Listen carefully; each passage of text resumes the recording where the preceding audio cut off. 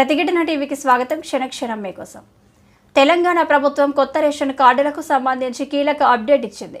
మీ సేవా కేంద్రాల్లో రేషన్ కార్డులకు దరఖాస్తులు చేసుకోవడంపై స్పష్టత ఇచ్చింది.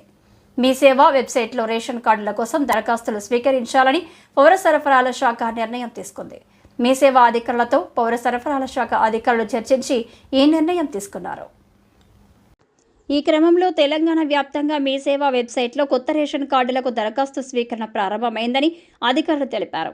ఇందుకోసం మీ సేవా వెబ్సైట్లో మీ దరఖాస్తుల స్వీకరణ ఆప్షన్ అందుబాటులోకి తెచ్చారు.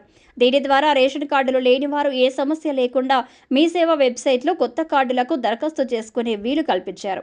మీ సేవా వెబ్సైట్లో కొత్త రేషన్ కార్డులకు దరఖాస్తుల స్వీకరణ ప్రక్రియ మంగళవారం రాత్రి మళ్లీ మొదలైంది. అయితే ఒక్కో దరఖాస్తుకు 50 రూపాయలు తీసుకుంటున్నారు. అంతకంటే ఎక్కువ తీసుకోవద్దు అని ప్రభుత్వం మీ సేవా అధికారులకు క్లారిటీ ఇచ్చింది.